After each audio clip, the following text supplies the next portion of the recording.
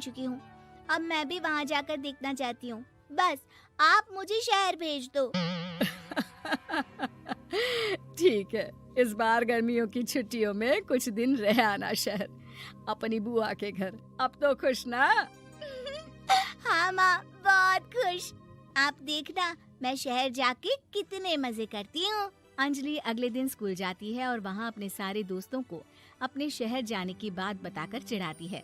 अरे श्रद्धा, शीतल, सरोज, तुम लोग इन गर्मियों की छुट्टियों में कहाँ जा रही हो? एकादशी वाले गांव के मेले में। हम तो दूसरे गांव में नानी के घर जाएंगे। उनका घर नहर के किनारे है, बड़ा मजा आएगा। हम इस बार कहीं नहीं जा रहे, बल्कि हमारे घर में रहने के लिए मेहमान आएंगे। और तू? अरे मेरा क्या है, मैं तो बस पास वाले शहर जा रही हूँ, अपनी बुआ जी के घर। वहीं रहूंगी कुछ दिन। तुम लोग चिंता मत करना, मैं चिट्ठी लिखूंगी तुम सबको वहाँ से। पापा मुझे तो चक्कर आ रहे हैं, जी घबरा रहा है। बेटा, शहर आने की जिद भी तो तूने ही की थी। अब पहली बार बस में चढ़ी है तो यही होना था। भुगतो अब। अरे मामा जी, अंजलि, आप लोग आने से पहले बता तो देते, मैं लेने आ जाती बस स्टैंड तक। आओ आओ भैया, आओ बेटी अंजलि। माँ बुआ जी कैसे हैं वहाँ? और भाभी कैसी हैं? सब ठीक है, बस अंजलि जिद कर रही थी कुछ दिन आप लोगों के साथ रहने की, सो छोड़ने आ गया। दीदी, आप मुझे शहर घुमाने ले जाओ ना, मुझे भी शहर देखना है। हाँ हाँ, चल तैयार हो जा जल्दी से। अंजलि तैयार होने जाती है और कुछ देर बाद जब बाहर आती है तो अरे ये क्या कर दिया तूने? मार्केट तक ही तो जाना है। इतनी डार्क रेड लिपस्टिक, इतने बड़े बड़े झुमके और चूड़ियां और चेहरे पर इतना सारा पाउडर। मेरी बहन, ऐसे नहीं चलेगा। जा और ये सब हटा के आ। अरे कैसे, क्यों? मैंने शहर आने के लिए इतनी मेहनत से ये सब इकट्ठा किया था। और वैसे भी मैंने देखा है मोहल्ले की राधा काकी के टीवी पर एक फिल्म चल रही थी, उसमें हीरोइन ना ऐसे ही तैयार होकर जाती है घूमने। सब पता है मुझे, मैं तो ऐसे ही जाऊंगी दीदी।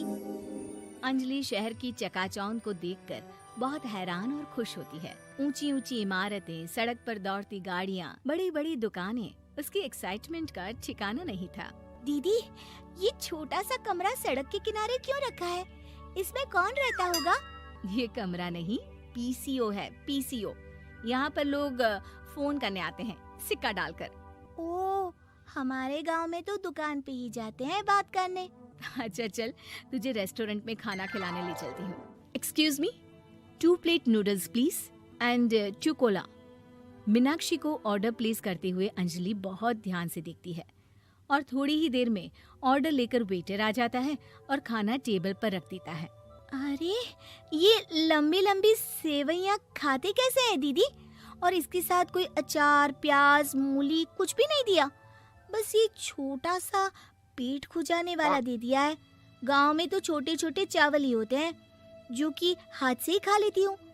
अब इसे कैसे खाऊं दीदी?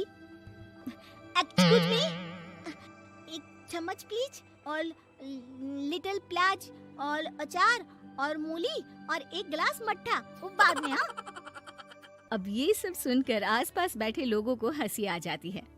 मीनाक्षी भी अपनी हंसी किसी तरह रोकने की कोशिश करती है और वेटर मुस्कुराता हुआ वहाँ से चला जाता है। अंजलि समझ नहीं पाती कि सब किस बात पर हंस रहे थे, लेकिन वो छिप जाती है। दीदी, मुझे लगता है कि मुझे इन सेवइयों को ऐसे ही खा लेना चाहिए, इसी पेट खुजाने वाले कांटे के साथ। एक काम कर, तू मुझे खाते देख, जैसे मैं खाऊं तो भी वैसे ही खा ले। ठीक है दीदी। अंजलि खाते खाते नूडल्स में सिरका ज्यादा डाल देती है, फिर ऊपर से नमक दानी से खेलते हुए काफी नमक भी अनजाने में छिड़क लेती है। अरे ये क्या क्या खा लिया? अरे हाय हाय, कितना कड़वा है। पानी पानी, ये काला शरबत ही पी लेती हूँ। और जल्दबाजी में अंजलि जल्दी जल्दी कोला पी लेती है, जिससे उसके नाक में झंझनाहट होती है। दीदी, मुझे ले चलो यहाँ से। मैं ये सब शहरी खाना नहीं खा सकती। अब शर्म के मारे मीनाक्षी अपनी बहन को वापस घर ले जाती है और कहती है कि देख अंजलि, माना कि शहर और गांव एक दूसरे से बहुत अलग है, लेकिन इसका मतलब ये नहीं कि हमेशा शहर ही बेहतर हो और उस वजह से हमें वो सब करना पड़े जो हम नहीं कर सकते। शहर में सहूलतें तो हैं ही, पर चुनौतियां भी हैं। हम जहाँ भी रहें, हमें कभी अपने आप को कम या ज्यादा नहीं समझना चाहिए। और किसी भी नई जगह में ढलने में समय लगता है, उसके लिए तुम्हें दूसरों की नकल करने की कोई जरूरत नहीं है। बेटा, घूम लिया शहर या अभी और घूमना है?